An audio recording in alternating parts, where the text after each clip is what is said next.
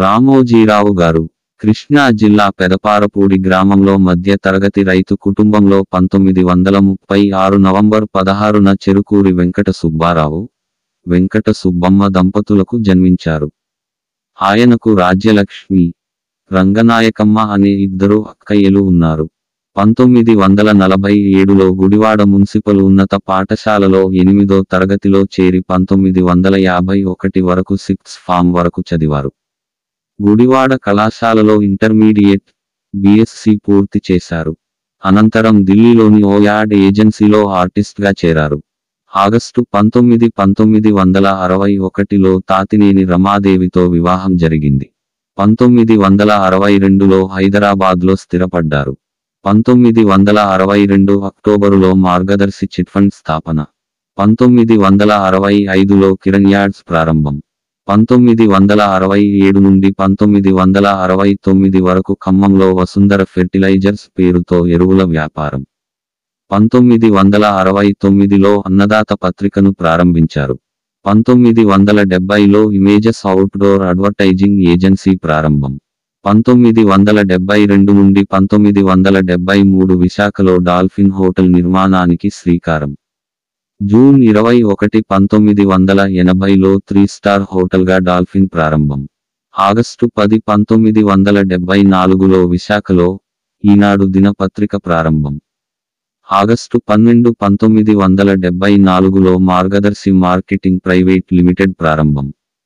1975 December 17న ఈనాడు Hyderabad edition ప్రారంభమైంది. October 3, 1976లో సినీ ప్రేమికుల కోసం సితారా పత్రికను ప్రారంభించారు. ఫిబ్రవరి 1978లో చతుర, విపుల మాసపత్రికల ప్రారంభం. ఫిబ్రవరి 9, 1980లో ప్రియా ఫుడ్స్ ప్రారంభం. మార్చి 2, 1983లో ఉషాకిరణ్ మూవీస్ సంస్థ ఏర్పాటు. 1990లో ఈనాడు జర్నలిజం స్కూలు ప్రారంభం. 1992 నుండి 1993లో సారాపై సమరం, మద్యంపై నిషేధ ఉత్తర్వులు వచ్చేదాకా పోరు సాగించారు. 1996లో ప్రపంచంలోనే అతిపెద్ద చిత్రనగరి రామోజీ ఫిల్మ్ సిటీ స్థాపన. జనవరి 27, 2002లో ఈటీవీ ఆధ్వర్యంలో 6 ప్రాంతీయ ఛానళ్ల ప్రారంభం. జూన్ 20, 2002లో రమాదేవి పబ్లిక్ స్కూల్ ప్రారంభం. ఏప్రిల్ 14, 2008లో సమాచార చట్టం కోసం ముందడుగు ఆరంభమైంది. డిసెంబర్ 25, 2014లో ప్రధాని మోదీ స్వచ్ఛ భారత్ కార్యక్రమ ప్రచార భాగస్వామిగా రామోజీరావును నామినేట్ చేశారు. నవంబర్ 14, 2015లో మరో 4 ఈటీవీ ఛానళ్ల ఆరంభం. 2012 సెప్టెంబరు నెలలో తొలి సంచికగా తెలుగు వెలుగు పత్రిక ప్రారంభమైంది. తరువాత కొద్ది కాలానికి బాల భారతం పత్రిక స్థాపించారు. అనంతర కాలంలో తెలుగు వెలుగు, బాల భారతం, విపుల, చతుర సాంకేతిక సొబగులతో వెబ్సైట్లలో పాఠకులను ఆకర్షిస్తున్నాయి. ఇంతటి ఘన చరిత్ర ఉన్న శ్రీరామోజీరావు గారి పవిత్ర ఆత్మకు శాంతి చేకూరాలని కోరుకుంటూ రచయితల వేదిక నరసన్నపేట శ్రద్ధాంజలి ఘటించారు.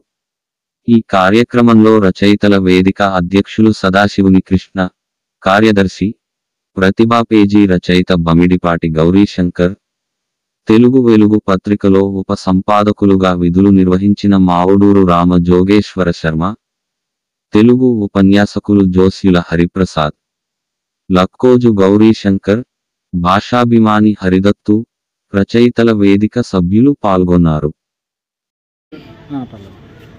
అక్షర యోధులు, జర్నలిస్టులకు ఒక పితామహుడు వంటి శ్రీ సిహెచ్ రామోజీరావు గారు నరసన్నపేట రచయితల వేదిక తరఫున హృదయపూర్వక శ్రద్ధాంజలి ఘటిస్తూ నివాళులర్పిస్తున్నాం. ఆంధ్రప్రదేశ్లో ఒక నిర్మాణాత్మక జర్నలిస్టులకు జర్నలిజం స్కూల్ ద్వారా, ఈనాడు పేపర్ ద్వారా సమాజానికి, ప్రజలకి మధ్యన ఒక వారధిలాగా పనిచేస్తూ అనేక విషయాలను ప్రభుత్వం దృష్టికి తీసుకువెళ్ళి అనేక మంది బలహీన బడుగు వర్గాల ప్రయోజనాల కోసం పాటుపడి వేలాది మందికి జీవనోభివృద్ధి కల్పించే విధంగా అనేక సంస్థలను స్థాపించి అనేక మందికి నిరుద్యోగ సమస్యను నిర్మూలించడానికి కృషి చేసినటువంటి రామోజీరావు గారికి నర్సంపేట రచయితల వేదిక తరఫున నివాళులు అర్పిస్తున్నాం. గౌరీ గారు మాట్లాడండి. 2 విషయాలు చెప్పండి. రికార్డ్ చేస్తాను మాట్లాడండి. మీ అందులో పనిచేశారు కాబట్టి ఈనాడు అధినేత భాషా పరిపోషణ కోసం నిరంతరం శ్రమించినటువంటి వ్యక్తి ముదిరాజు రాధాకృష్ణ, జీవి సుబ్రహ్మణ్యం, చంద్ర సుబ్బారావు లాంటి వాళ్ళు మేధావులు ఒక ప్రత్యేకమైనటువంటి కార్యాచరణ ప్రణాళిక భాషా నిర్మాణం కోసం, తెలుగు భాష అభివృద్ధి కోసం నిరంతరము పరిశ్రమించేటటువంటి సామగ్రిగా కృషి చేసినటువంటి వ్యక్తి రామోజీరావు గారు. దాదాపుగా 5 శతాబ్దాలుగా ఈనాడు అనేటటువంటి అప్రతిహతంగా కొనసాగుతున్నటువంటి విజయానికి ఆయన ప్రధానమైనటువంటి సారథి. నేను ఈనాడుకు సంబంధించి ప్రతిభలోని 5 సంవత్సరాల పాటు ఈనాడు ఇంటర్మీడియట్కి పాఠాలు రాయడం జరిగింది. అలాగే చాలా రకాలైనటువంటి ఆర్టికల్స్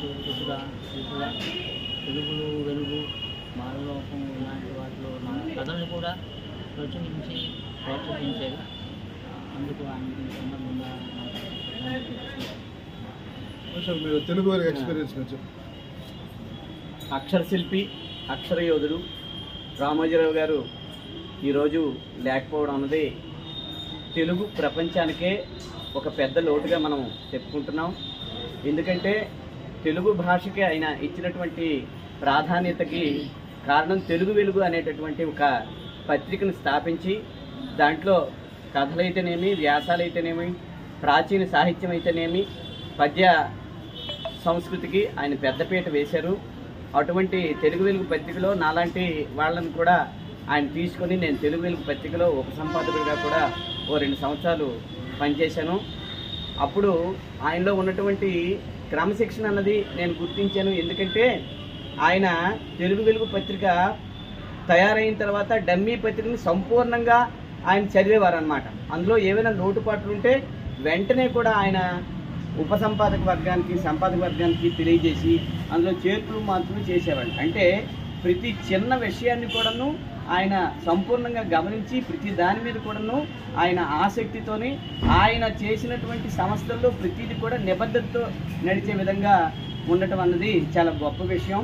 ప్రతి చిన్న ఉద్యోగ తాలూకా బాగోగులు కూడా ఆయన చూసేవాళ్ళు.